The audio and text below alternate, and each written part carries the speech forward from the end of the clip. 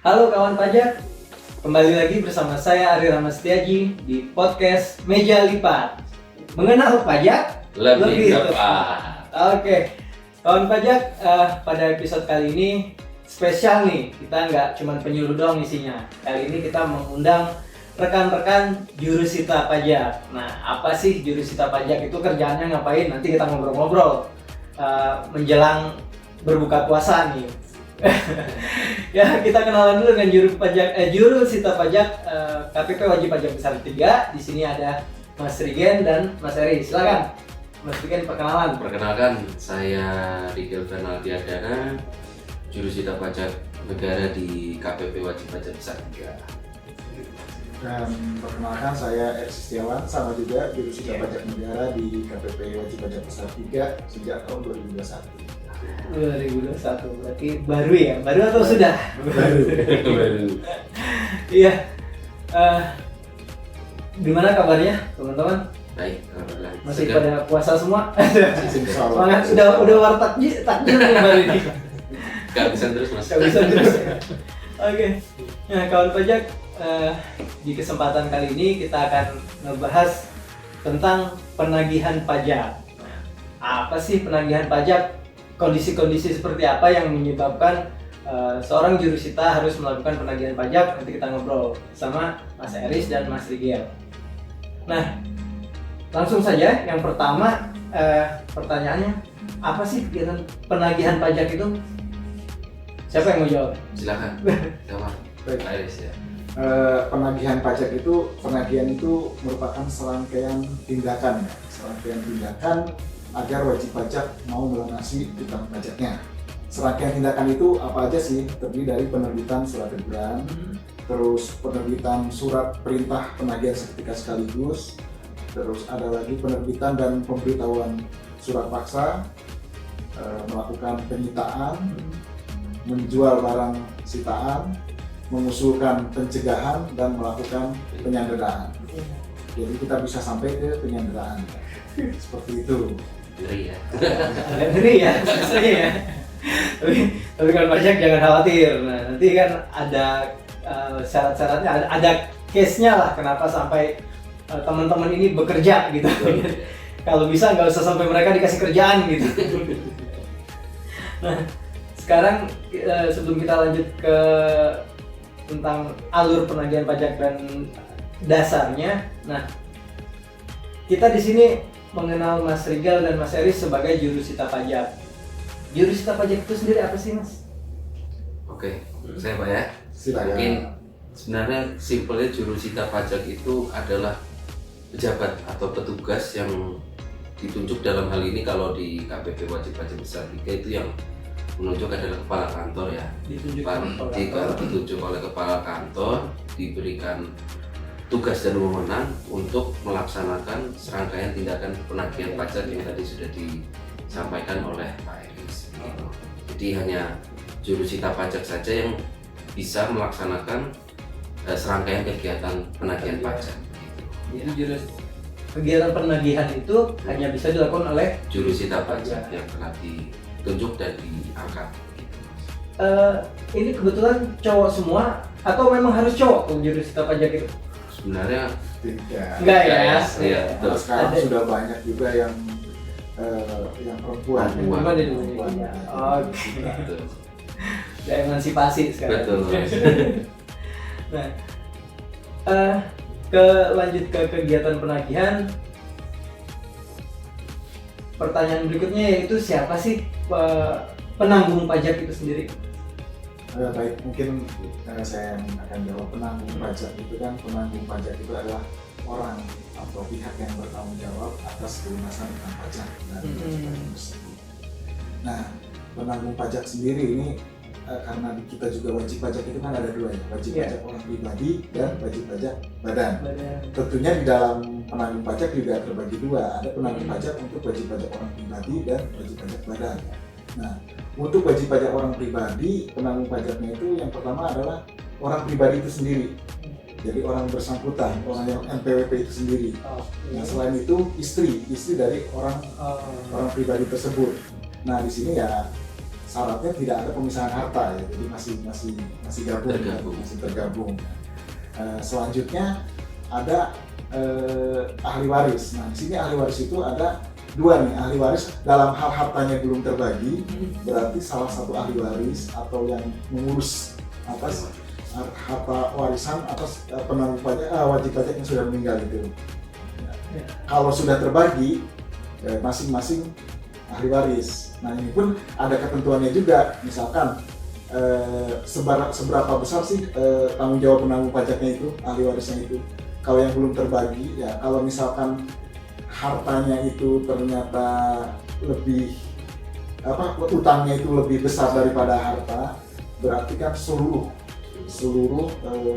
warisan itu menjadi nanti bisa dijadikan untuk pembayaran pajak. Tapi kalau ternyata warisannya itu jauh lebih besar daripada utang, ya berarti sebesar nilai utang aja. Sama buat yang terbagi juga sama, cuman ke masing-masing karena sudah terbagi kan warisannya. Jadi masing-masing ahli waris nanti ketika dijumlahkan semuanya, mana kalau memang utangnya lebih besar daripada warisan, ya berarti warisannya semua itu nanti untuk pelunasan. Ya, tapi kalau utangnya sedikit, lebih besar warisannya ya sebesar porsi utang aja, seperti itu. Selain itu ada juga wali bagi yang masih di bawah ya, Di bawah yang 18 masih di bawah 18 tahun, ya berarti ke walinya sama kayak di warisan juga gitu.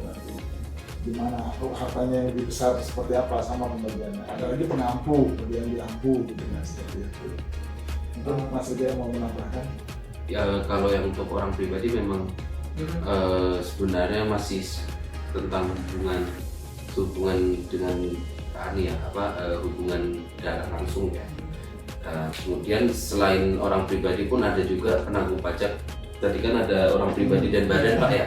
Nah, kalau yang badan ini tentunya pengurus Mas ya. Pengurus yang benar-benar mereka adalah yang bertanggung jawab atas utang pajak itu. Nah, tahunya bertanggung jawab dari mana? Dari akta pendirian yang dibuat saat membuat wajib pajak badan itu, seperti direksi ya, komisaris, kemudian pemegang saham juga bisa Pak ya. Pemegang saham, tapi kalau pemegang saham sendiri tanggung jawabnya atas nominal yang dia tanamkan. Sebatas saham yang disetorkan pada perusahaan tersebut. Sama ada juga selain tadi direksi kan juga direktur utama ya, direktur utama atau wakil direktur utama, terus ada direktur yang mengurus masalah keuangan. Kalau komisaris juga sama, komisaris utama, wakil komisaris utama, komisaris. Kalau independen sepertinya enggak. Tidak ada. Ada lagi tadi selain pemegang saham ada orang yang nyata-nyata. Orang yang nyata-nyata memang dia memiliki wewenang. Nah, di kita itu tidak sedikit yang seperti itu. Jadi di akte tidak ada. Nah, syaratnya apa? Kita membuktikannya. Kita bisa membuktikannya kalau emang orang itu bisa misalkan membuat surat perjanjian kontrak tender dan lain sebagainya, atau orang itu juga memang berkuasa dan bisa mengangkat, memberhentikan direksi, komisaris seperti itu. Jadi orang sebenarnya dialah yang sebenarnya orang yang punya, tapi tapi tidak tercatat secara sah. Kita bisa terhadap orang seperti itu, malah banyak juga harus Bisa ya, kayak gitu ya? bisa. Cuma pembuktiannya aja kita harus Kuat yakin. ya, harus yakin. Seperti itu. Ya. Oke, berarti tadi untuk orang pribadi ada orang itu sendiri, terus istri, wali, dan ahli waris dan pengampu ya kurang lebih. Sedangkan kalau untuk wajib pajak badan itu pengurus, terus apa nih? Terus pengurus dari bisa direksi, komisaris maupun orang yang tadi yang tidak ada di akta atau ini tapi memiliki wewenang, ternyata memiliki wewenang. Iya. Baik, lanjut lagi nih Mas. Tadi kita udah ngebahas apa sih penagihan itu, terus penanggung pajak itu siapa dan jurusita pajak itu siapa. Nah sekarang mulai nih masuk kita nih kenapa sih sebenarnya sampai ada kegiatan penagihan pajak itu sendiri? Kira-kira Penagihan pajak itu kan timbul itu karena ada utang pajak. Jadi, kenapa penagihan muncul ketika memang wajib pajak itu tidak melunasi utang pajak dalam waktu yang sudah ditentukan. Nanti setelah jatuh tempo, terus dilunasi juga, ya. Memang disitulah triggernya kita untuk melakukan tindakan penagihan. Tapi kalau utang pajak sebelum jatuh tempo sudah dibayar, ya kita biarin aja, nggak kerja. Lebih baik gitu ya. Lebih baik gitu. Kalau pajak itu berarti kuncinya, jangan sampai ada utang pajak yang udah mau jatuh tempo belum dilunasin. Nah, segera dilunasin. Jadi bapak-bapak ini nggak perlu kerja. Nah itu. Kalau Jadi, sebelum lunas ya sudah nggak kerja. Itu dia tadi. Oke, lanjut ke jenis-jenis penagihan sendiri. Ada kegiatan jenis penagihan itu ada apa aja sih? Sebenarnya kalau jenis penagihan pajak itu dimulainya penagihan pajak itu ketika sudah diterbitkan surat teguran, Mas. Surat teguran. Nah, tapi kalau surat teguran ini kan sifatnya masih pada tahap persuasif. Kenapa diberikan kesempatan kepada wajib pajak untuk kita laksanakan tindakan penagihan secara persuasif? Karena kita lebih mengutamakan yang namanya soft ya, yang soft dulu, terus kemudian setelah dari surat teguran itu kan juga ada jangka waktunya, kita berikan jangka waktu setelah diterbitkan surat teguran bagaimana hasilnya, ternyata belum juga dilunasi, baru disitulah kita harus melaksanakan pemberitahuan dan penyampaian surat paksa bayar. Nah disitulah dari surat paksa itulah mulai adanya penagihan aktif, jadi penagihan persuasif. Berarti kita harus lanjut ke penagihan aktif nih gitu. Nah penagihan aktif setelah surat paksa pun ya berlanjut sampai dengan penyitaan, sampai penyitaan dan lelang atas barang yang telah disita itu. Kemudian juga ada penagihan yang dilakukan seketika sekaligus, Mas. Gimana jadi itu penagihan tanpa harus menunggu jatuh tempo, Pak ya. Jatuh tempo atau tanpa harus menunggu diterbitkan surat teguran, tapi kita melaksanakan itu juga harus melihat kondisi-kondisi tertentu. Seperti kalau misalnya memang ada indikasi bahwa wajib pajak akan membubarkan, ya, membubarkan badan, kemudian ada indikasi juga untuk menjual harta-hartanya, kemudian ada indikasi juga kalau untuk orang pribadi mungkin akan berpergian ke luar negeri, meninggalkan Indonesia. Nah itu kita bisa melaksanakannya tanpa harus menunggu jatuh tempo. Berarti itu berdasarkan pengamatan dari pengamatan jurusitanya ya. Dan kalau misalnya ada etikat tidak baik dari si wajib pajak yang tiba-tiba misalnya ingin mengalihkan harta yang harusnya untuk melakukan pembayaran pajak itu tadi ya. Nah kawan pajak ini udah mulai nih. mulai serius ya. Serius. Jadi penagihan pasif atau yang tadi dijelasin sama Mas Rigel sifatnya masih persuasif. Itu tadi disampaikan sebelum saat surat teguran sudah diterbitkan, yang mulainya. Nah, yang aktifnya mulainya mulai surat paksa. Surat paksa yang aktif. Jadi ada dua jenis, ada dua tuh, pasif dan aktif. Tapi ada juga satu lagi tadi yang sekaligus dan seketika dan sekaligus. Betul. Itu kalau ada indikasi-indikasi yang nggak bagus lah pokoknya. Nah, kalau pajak jadi harus diperhatikan ya. Jadi udah tahu nih, oh jangan sampai nih kalau mau jurusitanya nggak kerja nih, jangan sampai yang aktif ketika terbit STP atau maksimal surat teguran gitu langsung dilunasi utang pajaknya. Nah, mulai ke dasar penagihan pajak ini ada macam apa jenisnya apa aja untuk dasar pengenaan pajak, dasar penagihan pajak. Betul, ya. Dasar penagihan pajak itu kan ada dasar penagihan pajak atas pajak penghasilan, PPN, PPNBM, dan penagihan. Ada juga yang dasar penagihan pajak pembangunan.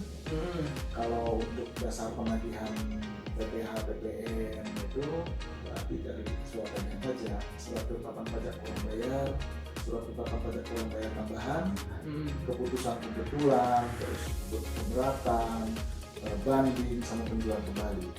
Berarti setiap Nah, itu yang kalau yang pembetulan, pemberatan, banding, penjualan kembali yang menyebabkan jumlah pajak yang Lebih besar. jumlah pajak yang harus dibayar bertambah. Oke. Jadi itulah dasar-dasar kita untuk penagihan pajak seperti itu. Hampir semua surat keputusan diterbitkan berarti ya. Betul. Cuman poinnya adalah ketika ada surat tagihan, baik itu berupa STP, SKP, atau putusan-putusan yang menyebabkan tadi ya pembayarannya menjadi lebih besar. Itulah dasar penagihan pajaknya ya. Kalau di PBB itu berarti ada SPPP ya, sama SPPP. SPPT kalau PBB iya.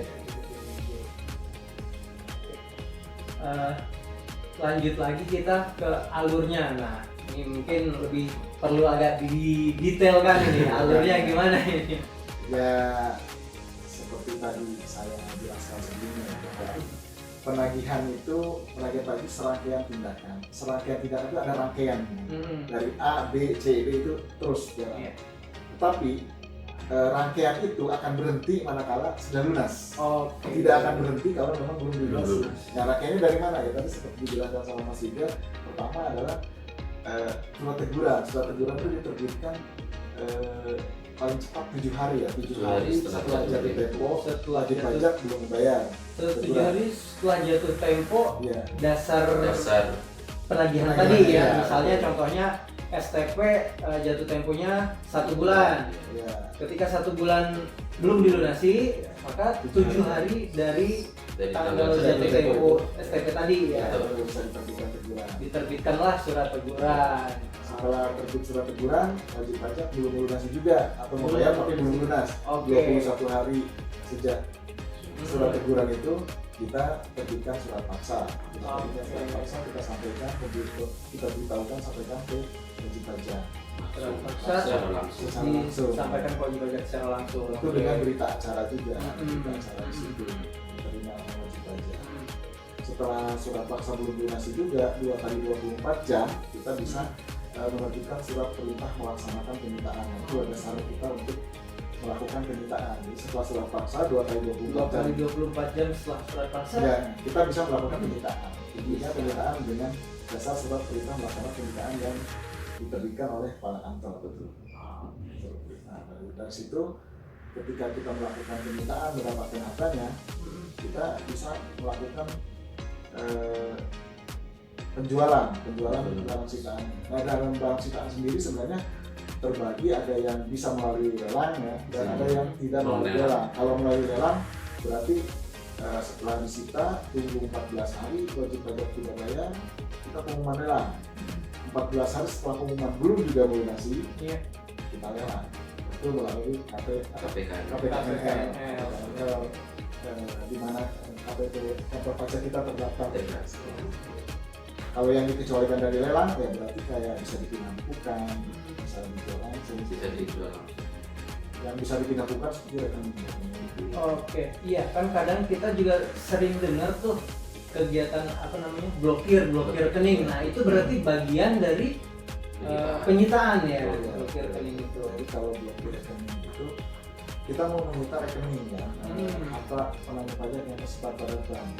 Untuk melakukan penyitaan itu kita harus melakukan pemblokiran dulu, ya, supaya bank memblokir sebesar nilai utang yang sudah Sebesar nilai. yang nilai utang pajaknya itu yang diblokir.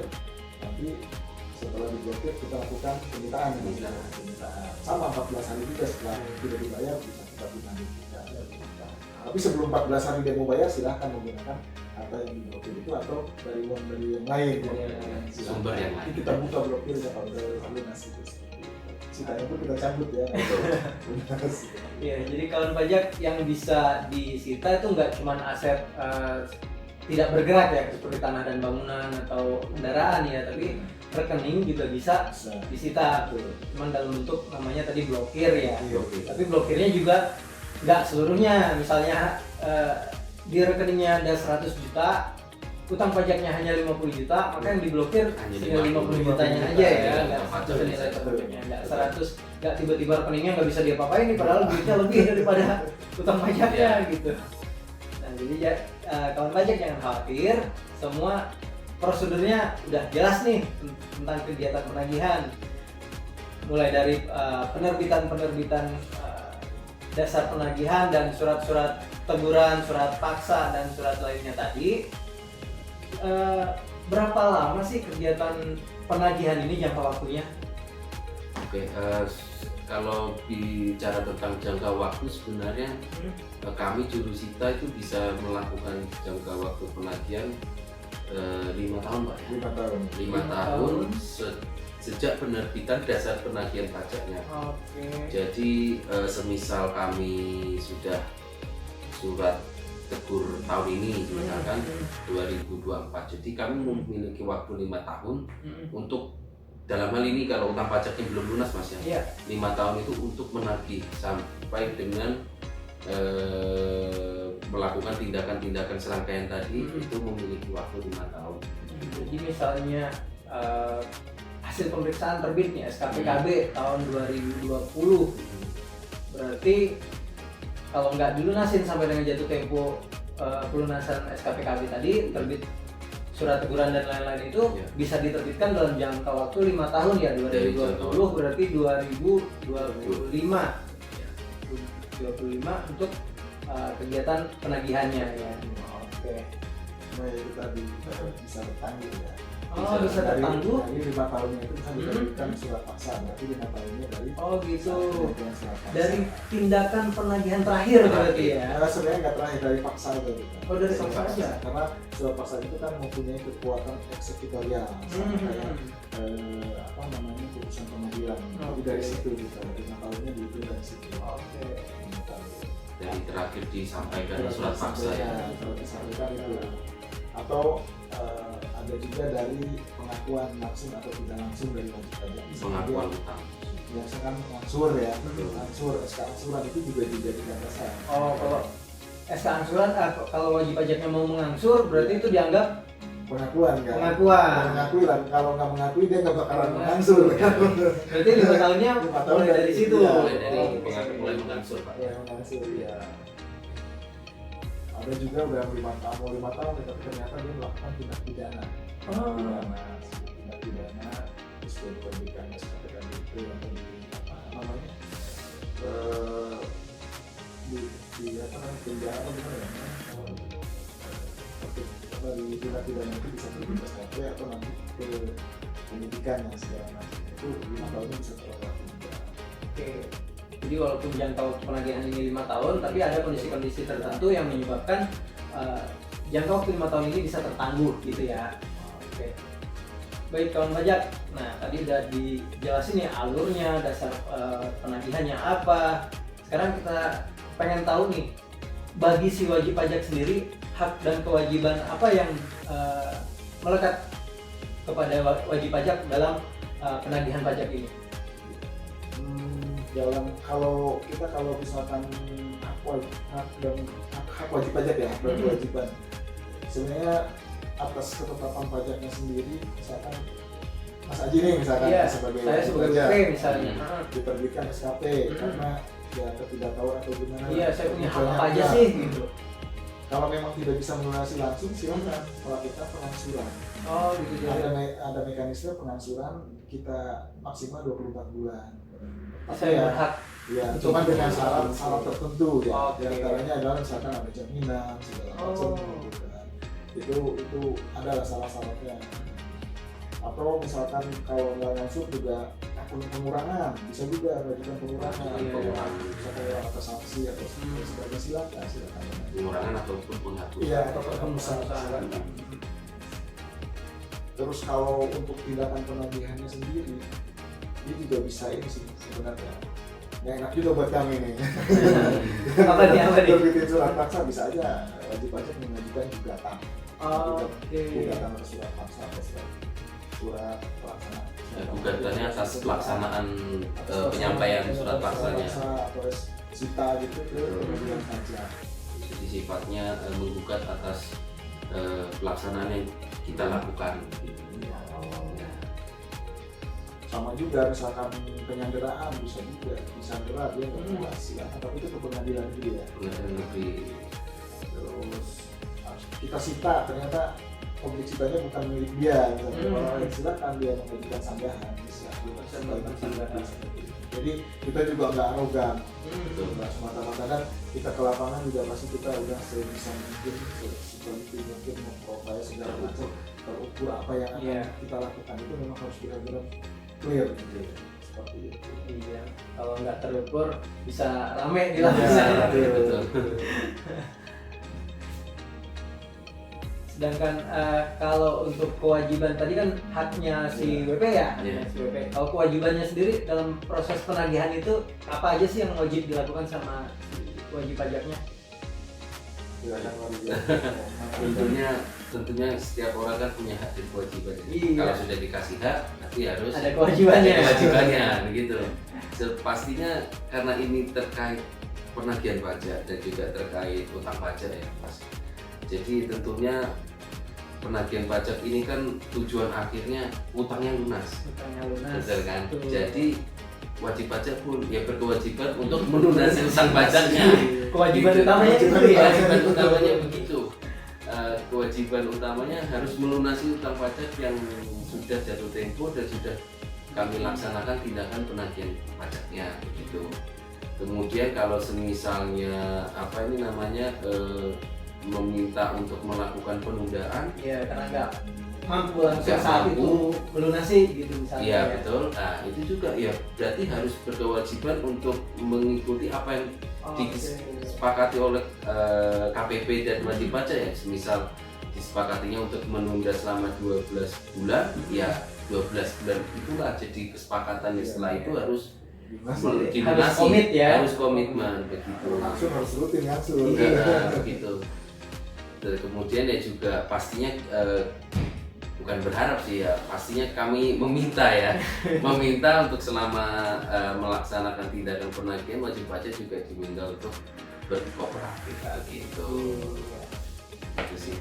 Mungkin ada yang lain Pak?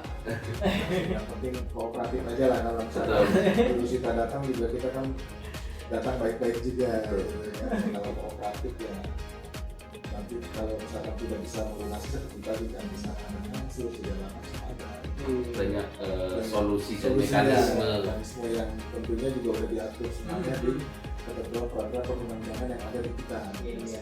Karena tujuan akhirnya adalah untuk agar utangnya wajib pajak tadi bisa dilunasi. Iya. Baik kawan pajak, tadi kita udah ngobrol-ngobrol seru nih tentang penagihan pajak bersama jurusita pajak dari KPP Wajib Pajak Besar 3, Mas Rigel dan Mas Heris. Tadi kita udah bahas mulai dari siapa sih jurusita pajak, penanggung pajak, dasarnya, bagaimana kok bisa ada kegiatan penagihan pajak sampai ke alurnya seperti apa dan hak dan kewajiban si wajib pajak dalam proses penagihan pajak itu sendiri. Nah kawan pajak, mungkin cukup sekian dulu pembahasan kita di podcast Meja Lipat episode kali ini. Nanti mungkin akan dilanjutkan lagi ketemu dengan tamu-tamu lainnya Kak. Mungkin kali ini ada jurusita pajak, nanti kedepannya mungkin ada terkait pengawasan, mungkin kita akan undang AR misalnya atau pemeriksa misalnya. Mudah-mudahan podcast Meja Lipat bisa lebih baik lagi ke depannya. Terima kasih Mas Rigel dan Mas Heris sudah menyempatkan waktunya. Selamat menjalankan ibadah puasa. Bentar lagi mau lebaran ya. Udah nggak fokus. Udah nggak fokus lagi. Jadi kawan pajak jangan nambahin kerjaannya jurusita nih. Jadi kalau ada utang pajak, ada STP udah mau jatuh tempo, segera dilunasi. Cukup sekian, mohon maaf apabila terdapat kurangan. Kami undur diri. Assalamualaikum warahmatullahi wabarakatuh.